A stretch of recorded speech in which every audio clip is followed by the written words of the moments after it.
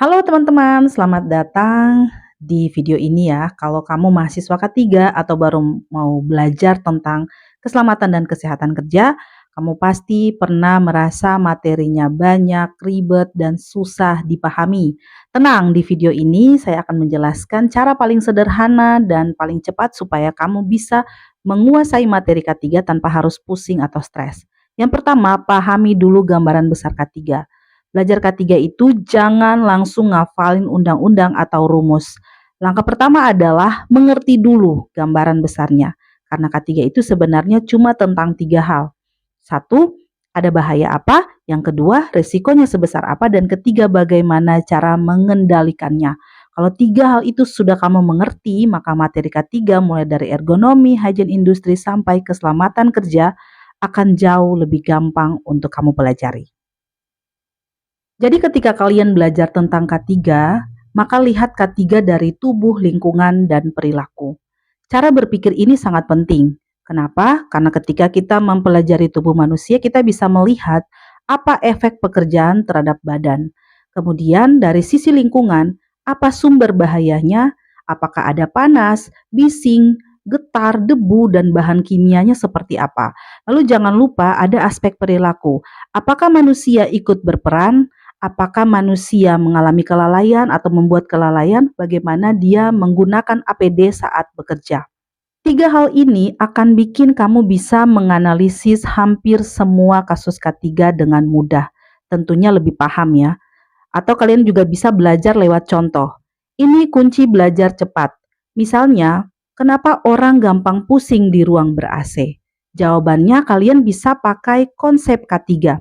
Ada bahaya, ada efek ke tubuh, ada resiko, ada solusi yang ditawarkan, dan ada monitoring. Nah ini penting, resiko apa sih yang ingin ditunjukkan? Dehidrasi contohnya, solusinya bagaimana? Istirahat, monitoringnya apa yang dilihat? Keluhan. Dengan belajar dari contoh nyata, kamu pasti akan cepat paham tanpa harus menghafal. Fokuslah pada 20% materi, karena itu sangat penting.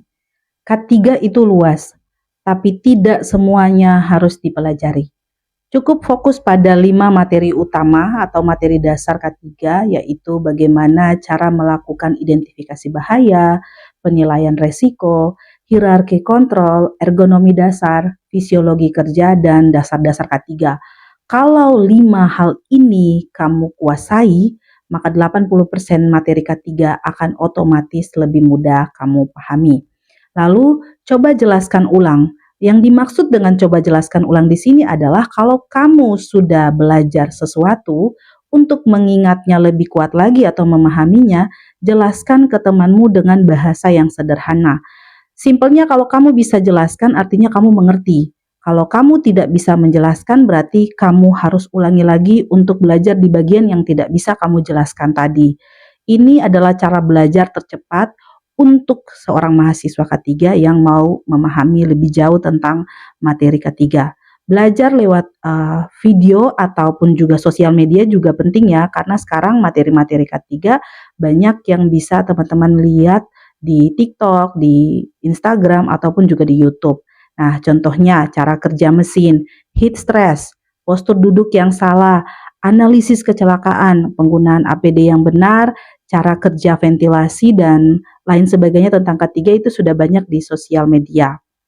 Makanya belajarlah sambil nonton video ataupun juga lihat tutorial ataupun animasi, karena ini akan membuat otak kita lebih cepat untuk menangkap materi, baik itu materi K3 ataupun juga informasi edukasi lainnya.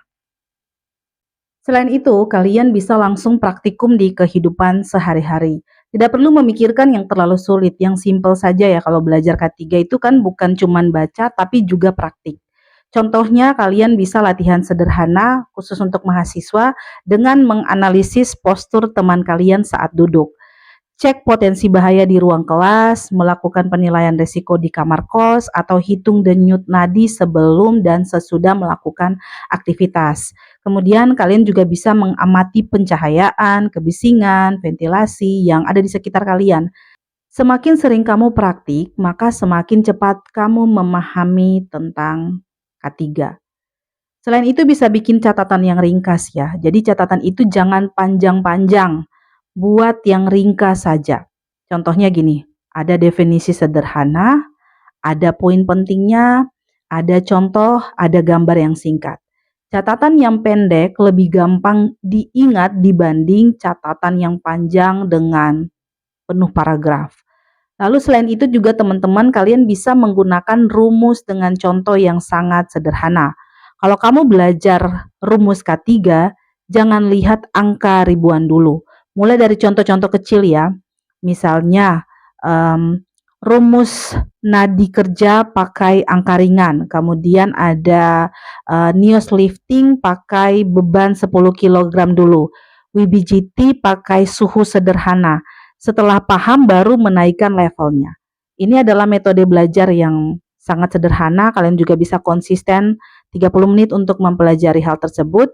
Tidak perlu belajar yang lama, cukup 30 menit per hari, 15 menit itu membaca teori dan 10 menitnya lagi mengerjakan contoh kasus. Lalu jangan lupa 5 menit bisa bikin ringkasan yang konsisten dan lebih penting daripada kalian itu belajar seharian, baca seharian tapi nggak ada yang masuk di otak. Gitu ya. Lalu jangan lupa untuk diskusi dengan teman. Jangan belajar sendirian terus. Diskusi itu akan bikin kamu dapat sudut pandang yang baru, ya sudut pandang yang berbeda. Misalnya, kenapa posisi duduk itu menjadi salah ya? Apa solusi heat stress? Bahayanya bagaimana? Nah, itu kan sebenarnya topik-topik kecil yang bisa kita diskusikan bersama ataupun kalian diskusikan dengan teman-teman kalian ya, sesama anak K3. Semakin sering melakukan diskusi, semakin dapat insight baru jadi lebih paham.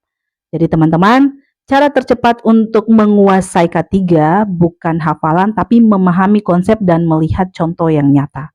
Belajar pelan-pelan tapi konsisten itu sangat luar biasa. Kalian bisa gunakan video, peta konsep atau diskusi dan latihan praktis. Jangan lupa untuk di-like, komen, dan share video ini supaya semakin banyak teman-teman K3 yang lebih paham lagi untuk belajar di dunia K3. Terima kasih, sampai jumpa di video selanjutnya.